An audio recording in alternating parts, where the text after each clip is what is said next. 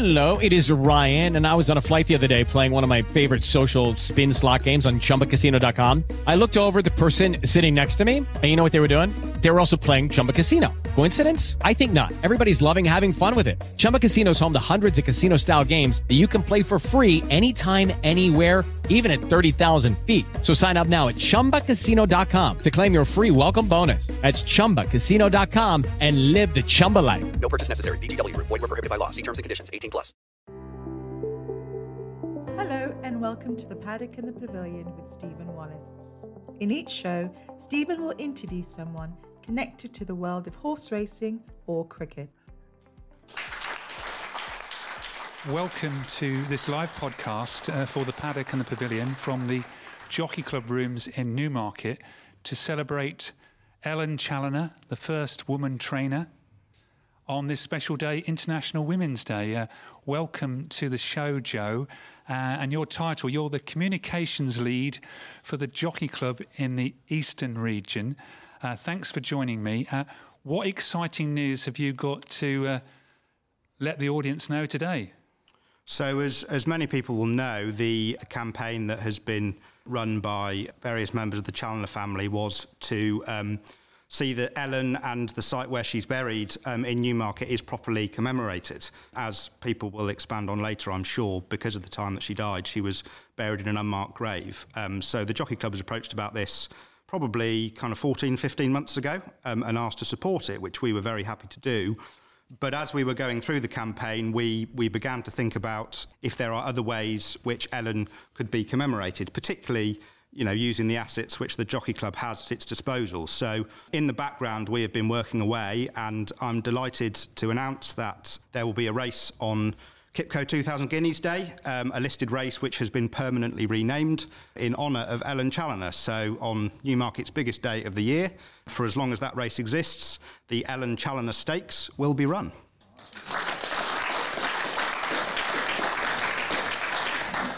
That's fantastic news, Joe. I'm sure everyone in the family would really like to thank you and Sophie May Clark for the work you've been doing over, say, the last 15 months to make this announcement possible today.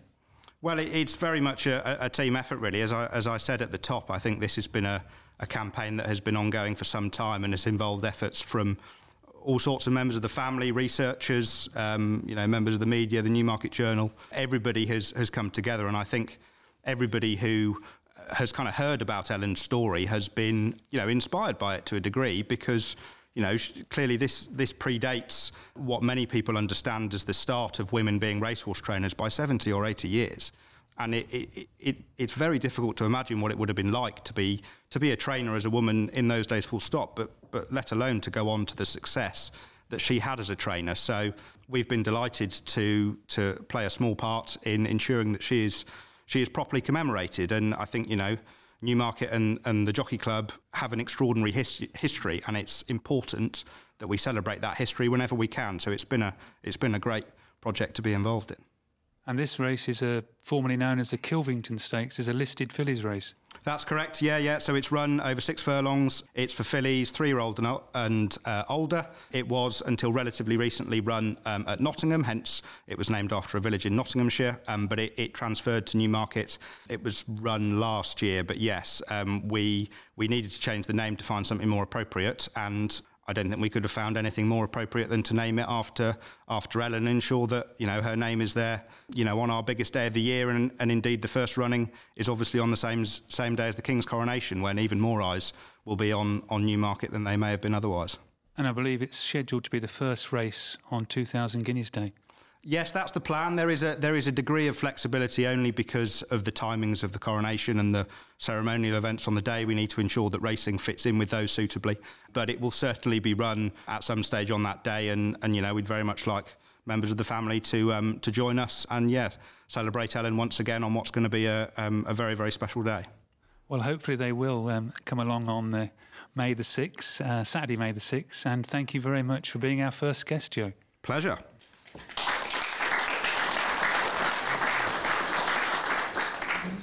I'd now like to call Dr. Esther Harper as our second guest. Esther, thank you very much for making that journey across from Wiltshire today. My pleasure.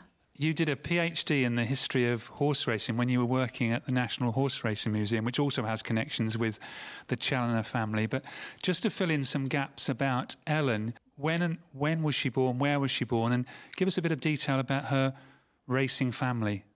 So Ellen was born in Yorkshire in 1846. She was one of 11 children, and she was born into what I guess you can call a dyed-in-the-wool racing family. So her father, John Osborne, was a well-established trainer, and her brother as well went into the family business as a jockey and also made quite a name for himself. So I guess Ellen would have grown up much like farmers' children do today. You learn the job from the day that you're running around as a small child. And so she would have probably observed training racehorses from a very young age. And she married Tom Chaloner, who was apprenticed to her father. Yes, she did. So I'm afraid I can't tell you the exact year when that happened. So she married Tom Chaloner, who was working for her father, and they eventually relocated to Newmarket, where he became a well-known jockey and then a trainer himself. But he died quite suddenly at a very young age, only 47 years old. And so when that happened, she basically found herself at Osborne House in Newmarket with a yard full of horses and children. And so what are you going to do? You know how to do the job. And so she seems to have taken over as trainer at Osborne House after her husband died. So how did that come about, though? She must have approached the Jockey Club at the time. So in 1872... the Jockey Club started asking that anyone who trained on Jockey Club land apply to them for a licence. And so this was kind of part of a wider professionalisation of sport that happened in the latter half of the 19th century. But within racing, it was a little bit different from a sport like boxing. What they were actually trying to do is they were trying to stop amateurs from riding badly in races and spoiling the professionals' fun. And so this happens both in terms of training, but then a year later, professional jockeys have to apply for a licence as well to ride in Jockey Club races. But there still continues to be training off Jockey Club land, and there continues to be jockeys who are able to ride as amateurs as well. But in terms of what happened with Ellen is because she was based at Newmarket, she would have needed to race on and train her horses on Jockey Club land. So in order to do that, she had to apply for a licence, which is presumably why we see her then in Rough's Guide listed as a trainer the year after her husband died. And you found a lot of interesting facts through the 1891 census. Yeah, so census records, they just give you this fantastic tiny snapshot in time of who was living in a place and any visitors that may have been staying. What we can see from that is, so Ellen is listed as a racehorse trainer in her profession. And in the household, there are two of her sons are both there, George and Richard. And then her daughter, Mary Ellen, is also there. And then there are two apprentice jockeys who are working there, and then two people who are listed as grooms/stablemen. So she would have actually managed a number of staff alongside having sort of the overall run of the household. And it's really interesting how then when word started to spread that there was this woman in Newmarket who was training horses, the articles that were written highlight how, you know, she's a very womanly woman and she does the household and she manages that and she manages the domestic servant, but that she also knows everything about that there is to know about training racehorses. And that's presumably why so many people, even after she stopped training, still went to her for advice. And there's a lovely anecdote that she was at Tattersall's and people assumed that she was bidding for a horse. And so they let the horse go for far less than they wanted, than really the horse was worth, because they didn't want to be seen outbidding a woman. And she wasn't bidding on the horse. But from the work and the studies you've done, you must be delighted with the news of the recognition that she's now going to get. It's so wonderful. I think, you know, it's always great when we're able to revisit what we assume is known about history of sport or anything else, and to look again at things that we largely take as a given. And I guess this is just part of that general process, that Ellen is finally being recognised as the first woman trainer. And why do you think she has been forgotten? Because it wasn't until 1966 when Nora Wilmot and Florence Nagel got the official licences, as we know today, from the Jockey Club. So basically what we see happening during World War I is that the largely male profession and workplace of racing starts to welcome in women, because a lot of the men are away fighting. And all of a sudden, women are everywhere. They're working in the stables. They're taking horses to the races. They're riding horses in trials. And there was, just as quickly as that occurred, the war ended, and there was very much a feeling that it was important that the lads who had been away fighting had the stables and their work to come back to. And so the women are really kind of pushed to the sidelines. And so although there's lots of talk about, will there be women jockeys? Will there be women trainers? And in silent films in Britain, we see lots of depictions of women jockeys and women trainers. At that time, it was largely fictional. And so when Betty Tanner discovered a loophole in the town plate that allowed her to ride as a jockey, it all of a sudden became the race for women jockeys, because it was the only one that was open to them. And the same thing happened for Nora Wilmot. She, when her father became poorly in the 1920s, her father approached the Jockey Club about whether the trainer's licence could be transferred to her name, because she was having to train more and more of the horses for him as he was poorly.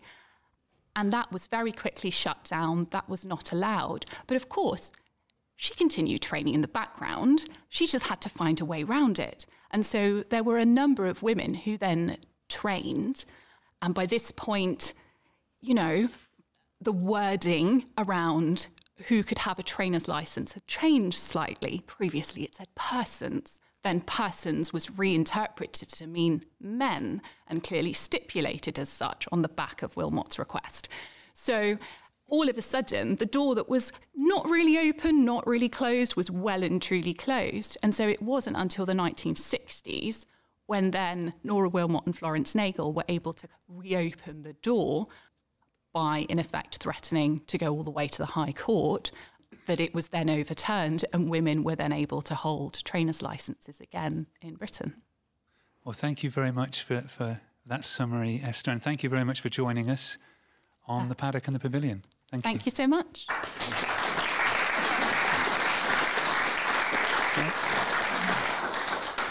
Back on March the 3rd, 2016, the Newmarket Journal used its front page to launch a campaign to honour Ellen Chaloner, one of the most remarkable women in the history of horse racing, to mark the 170th anniversary of her birth.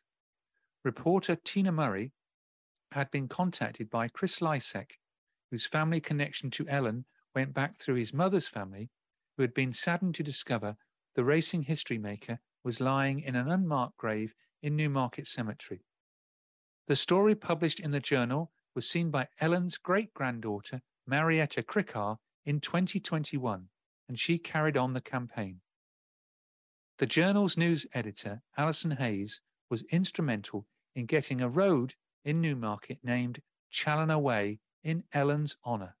I'd now like to welcome our next guest, Marietta Krikhaar, great-granddaughter of Ellen Chaloner, and Charlie Swan, I'll get this right, the great-great-grandson of Ellen Chaloner.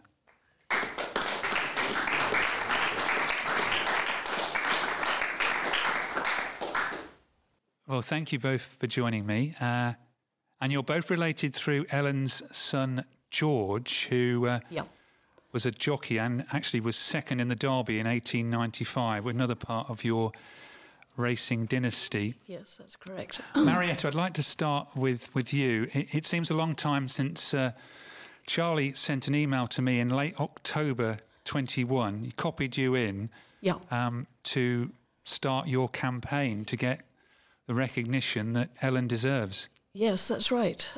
How did you go about your campaign? Well, it just happened. I was sort of watching some rather rubbishy television, and I felt I had to do something constructive. It was during the COVID period in 2021, I think that's right.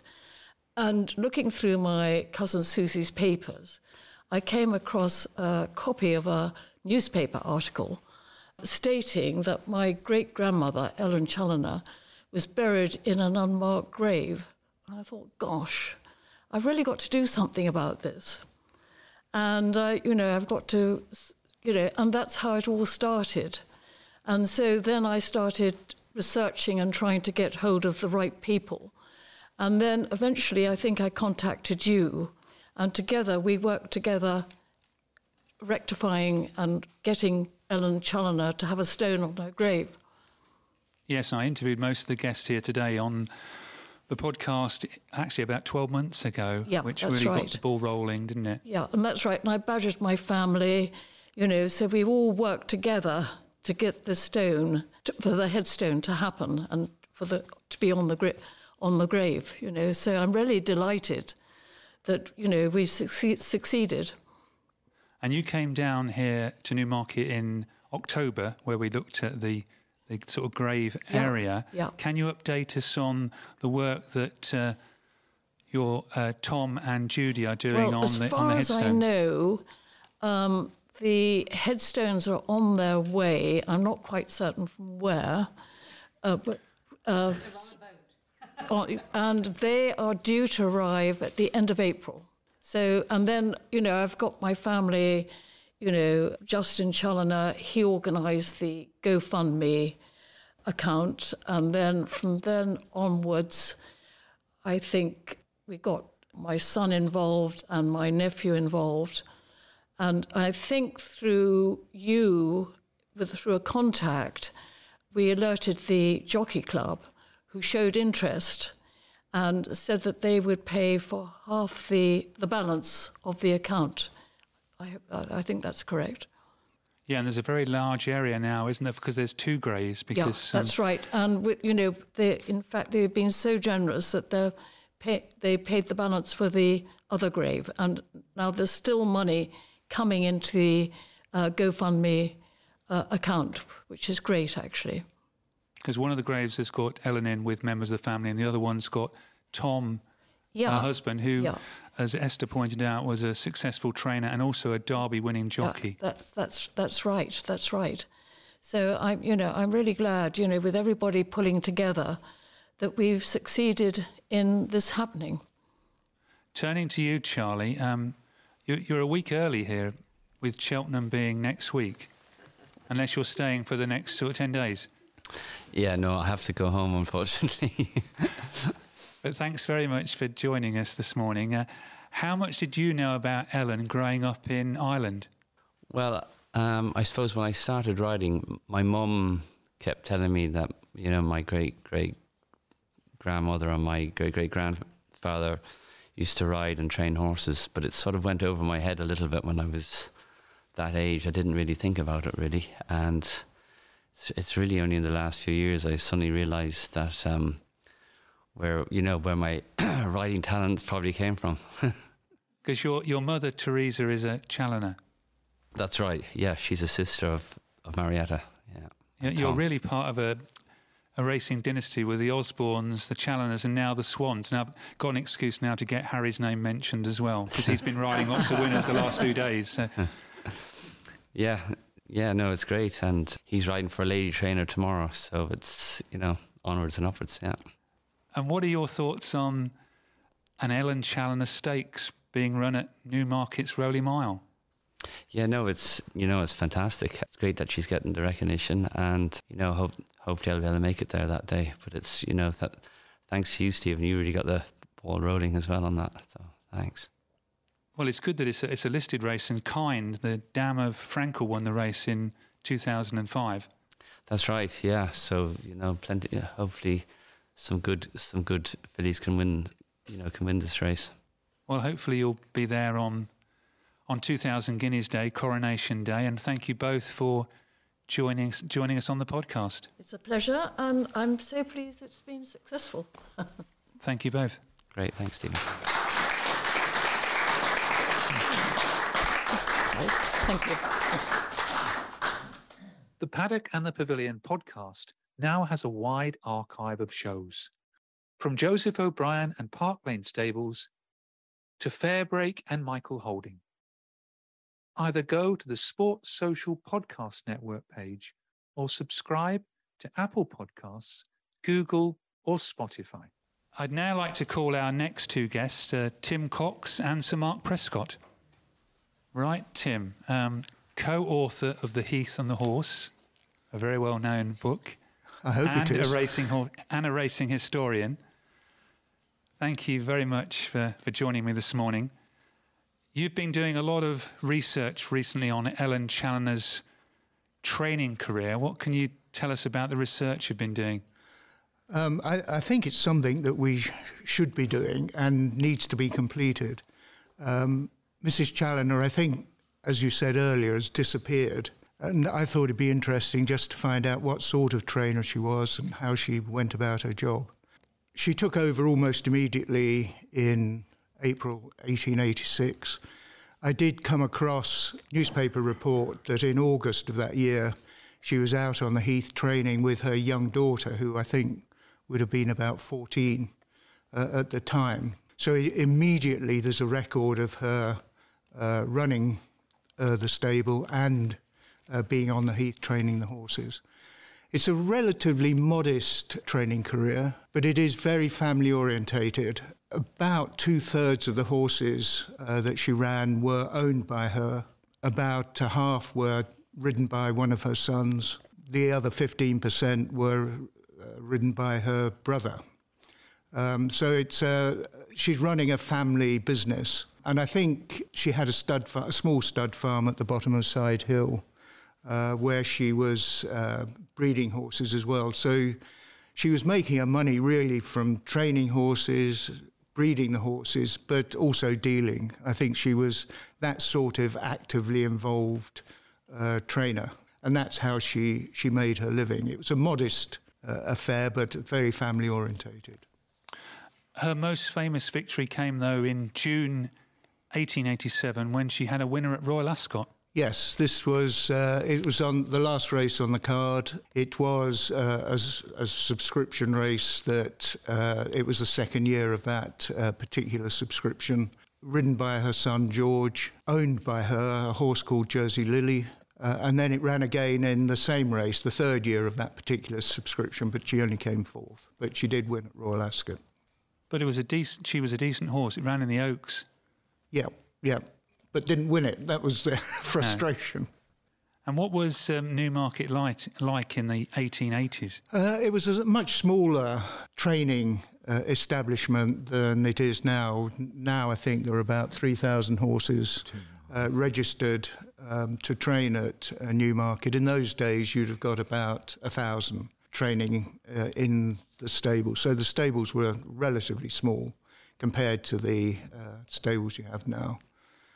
So it must have been a quieter town, still a town centred on horse racing. This was the time of Fred Archer, the famous jockey. Yes, Tom Chaloner as a jockey was fated as a fantastic jockey, a stylish jockey. His brother-in-law, John Osborne, was well regarded as well, but they were up against Fred Archer, who had been champion jockey for 13 years, but sadly died suicide later in the year. And Tom Chaloner won the Derby in 1863 on Macaroni, a horse trained at Palace House Stables, where the National Horse Racing Museum is now. Yes, I mean, that's an interesting link. And one of Mrs. Chaloner's son married a daughter of Jem Godding, who was training at Palace House. So there is an interesting link there for the museum. Why did Ellen Chaloner stop training? It's not absolutely clear, and there's no report that she did stop. But there was a fire in January 1894 in Osborne House, a fire in one of the upper floors, the tack room, and sadly one of the horses was killed. I think that might have just caused a reappraisal of what she was doing, and her son took over, Richard. But likely she was still involved. I can't think she wasn't. I think she was that sort of woman that she was steeped in racing and all aspects of racing, as I said earlier. And she came from a racing family, so it's almost impossible to think that she wasn't involved. Well, thank you very much for joining us, Tim. Thank you. Turning to you, Sir Mark, any excuse but a belated happy birthday, and also congratulations on winning the 2022 ARC with Alpinista. Thank you very much. Yeah, that's great. I understand through Tim that you spoke to your predecessor at Heath House, Osborne House, Jack Waugh, about Ellen Chaloner, because Jack Waugh remembers meeting her. What can you tell us about that? Yes, he was very well aware of Mrs. Chaloner, and he always told all of us that, you know, Osborne Yard was Mrs. Chaloner's yard, and she was very well respected. He obviously knew her pretty well. And are there any ghosts of Ellen Chaloner at Osborne House? No, I'd love to meet her. The Heath House, the other side of the road, of course, is where Fred Archer was and Matt Dawson, and they're both supposed to haunt the yard, and I tramp round every night at 10 o'clock and I'm dying to meet them, but no, I'm afraid I haven't. Well, Ellen did live until she was 98, yeah. So there's still chance. She outlived all her children, which, you know, is a most unusual thing. How many children did she have? Seven. She outlived them all, so she was a remarkable woman, and she lived in some style. I mean, Osborne House, which is there and named after the family, there's 10 bedrooms in it, and the cellars are absolutely massive, and servants' wing and servants' stairs, and so she lived in some style. But we found from this that when she died, there was just her and 2 servants living in the house. So quite what had happened, I don't know, but at one stage she lived in some style, and the famous photograph of the yard is more or less unchanged, but number 12 box in the photograph at the time, it's got lovely curtains in, so I suppose that was probably a saddle room. One son lived in the top loft and rode them, and the other son lived in the top loft and did most of the training. And then there was as Tim has said, the little stud across the way. So they had a little business going, and just 19 boxes. There's only 19 boxes there. And when Mr. Waugh bought the yard, he was very old school and very tough. And Mrs. Waugh said that he took her over to see the yard, and Mrs. Waugh said, "Oh, isn't it lovely with all those lovely creepers climbing up the wall?" He said, "We'll soon have those off the bloody wall." So anyway, he took it all off, and I put it all back. So she'd be pleased with me. And as someone who loves racing history, how significant do you think Ellen Chaloner is? I'm very proud of her. I always tell everybody when they look round the stables, you know. And of course she had designed it, because we know, that the Chaloners built the modern the Victorian boxes. We know they did because of a planning application. And there's 19 boxes there. And when you walk into the first box, all the doors are connected, so that when you look round evening stables, you saw all 19 horses without going outside. And of course, they'd have all twisted in beautifully. And I'd love to go around stables with her, yeah. Today we've heard that the Kilvington Stakes is going to be renamed the Ellen Chaloner Stakes, and you won the Kilvington Stakes in 2010. Any chance of a runner this year? Well, it's nasty fast race, isn't it? 6 furlongs. It's all a bit speedy for me, but I did win it once with a Cheveley Park filly who went on and bred a good horse, and as somebody just said, you know, it's got a very good record for producing good fillies that become good dams. Well, thank you very much for joining me this morning. I know you've been doing some filming today at Heath House and Osborne House, but thank you again for being on the show. Great pleasure. Thank you all very much indeed. Thank you.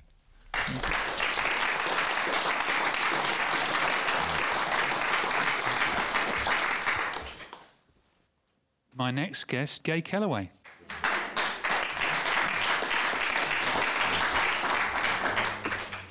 Welcome to the Paddock and the Pavilion again, Gay. Welcome, Stephen, to you too, because you've done a great job. Thank you very much. Well, firstly, we must congratulate you on last week's Community Award at the Thoroughbred Industry Employees Award for your fantastic work you've been doing in Ukraine.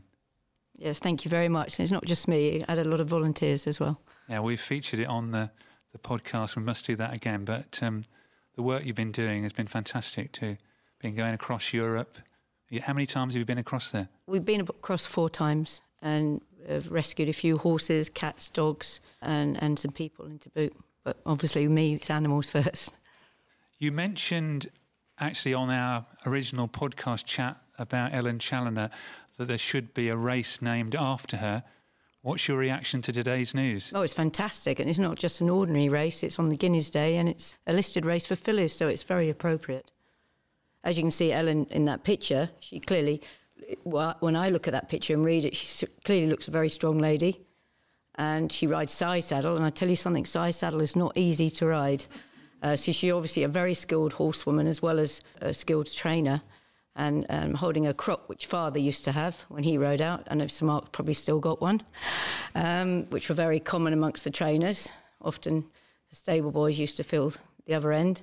But yeah, she looks a very strong lady. So it's wonderful that it's arisen this and you've brought it to light and to name a race after. And it's a great privilege for racing. And we mustn't lose our heritage in horse racing, particularly in Newmarket. From when I first came in the 70s, remembering when I first moved to Newmarket, there was lots of little people. Not so much now, but there was a lot of little people, and I thought, oh, this is where all the little people live because they're going to be jockeys. You know, when you're a kid at 13, and moved on my birthday, actually, when I was 13, my father moved to Newmarket Shalfleet Stables on Bury Road. And yeah, so it's been, I love Newmarket for horses. It's a great place for horses, more so than people. I bought my stable, that was built in 1883 in Exning, Newmarket. I renamed the stables after the Queen Alexandra Stakes at Ascot because obviously I rode the winner in 1987 at Ascot. So it means a lot to me and a heritage, being a woman as well so early on. And I know how difficult it was as a trainer when I first got my licence in the early 90s and being obviously a jockey when the Jockey Club did not want women to participate as jockeys professionally in racing. Talking about your win at Royal Ascot in 1987, you were the first woman to ride a winner at Royal Ascot, and 100 years earlier, Ellen was the first woman to train a horse to win at Royal Ascot. Quite a double. It was. It'd be interesting to know what race she won, actually, because I won the Queen Alexandra, hence that's why I named my stable after it, and I got the memorabilia, fortunately, of the race to over my stables, which was great from Ascot. But it'd be interesting to know what exact race she won. Yeah, it's the triennial stakes, isn't it, Tim? What distance?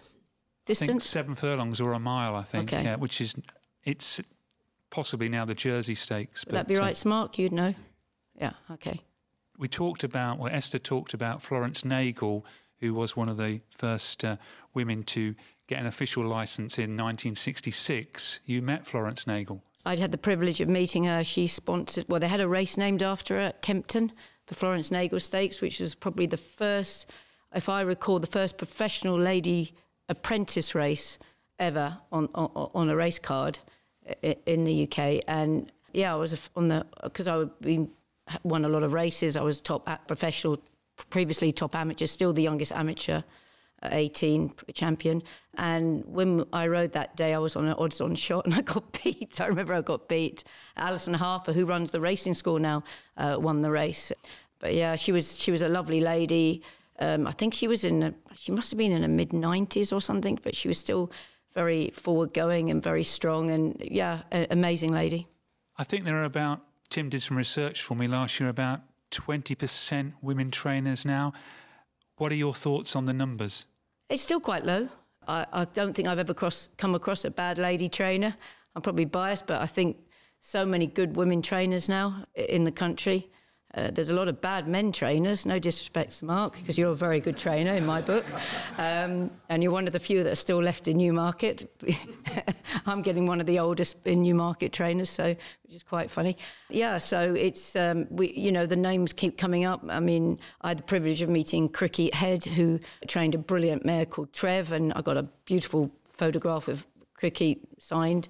She was a trainer in Chantilly, a brilliant trainer, and also her family, the heritage there is amazing for France because the head family are so well known. Yeah, there's been some great trainers, of course. Countless Grand National ladies have trained winners, Jenny Pittman being the first, I believe. So, yeah, there's some really good trainers. But special today, though, on International Women's Day to be making this announcement.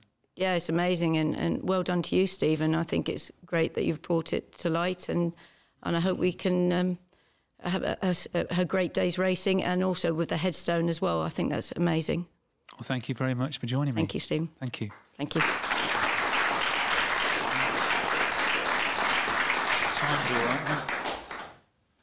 My final guest, I'd like to welcome Susie Wilks, great-granddaughter of Ellen Chaloner.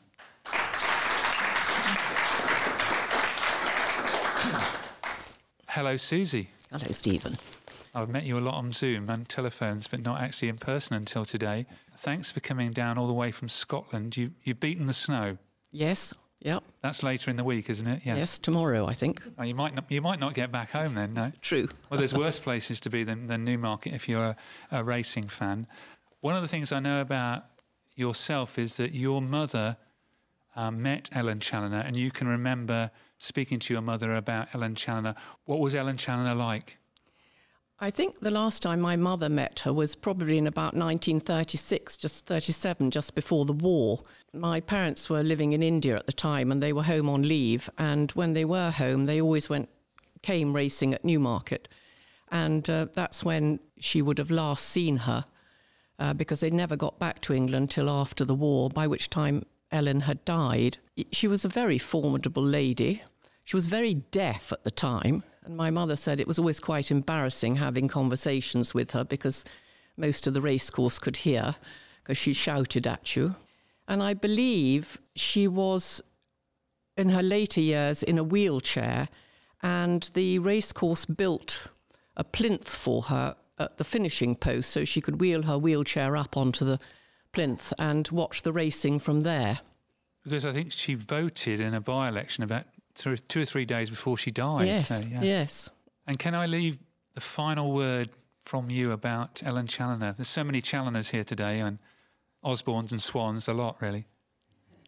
Well, I think we're all very, very grateful to the Jockey Club and to everyone who's made all this possible. And it's very humbling and a very great honour to have a race named after her, especially on Guineas Day. Well, thank you very much for joining me, Susie, and thank you very much. Thank you, Stephen.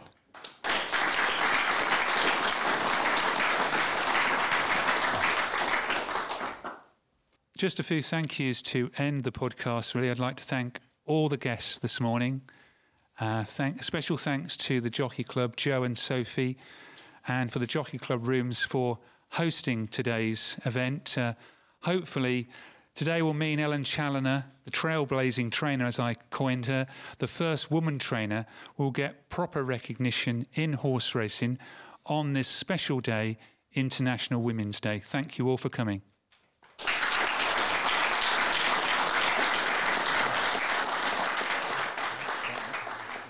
Intro and outro voiceovers by Marguerite Webley.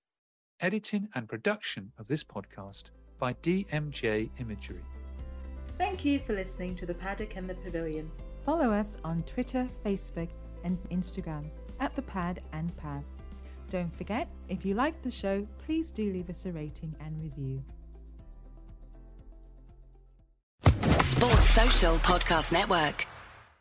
Hello, it is Ryan, and I was on a flight the other day playing one of my favorite social spin slot games on ChumbaCasino.com. I looked over at the person sitting next to me, and you know what they were doing? They were also playing Chumba Casino. Coincidence? I think not. Everybody's loving having fun with it. Chumba Casino is home to hundreds of casino-style games that you can play for free anytime, anywhere, even at 30,000 feet. So sign up now at ChumbaCasino.com to claim your free welcome bonus. That's ChumbaCasino.com and live the Chumba life. No purchase necessary. VGW. Void where prohibited by law. See terms and conditions. 18+.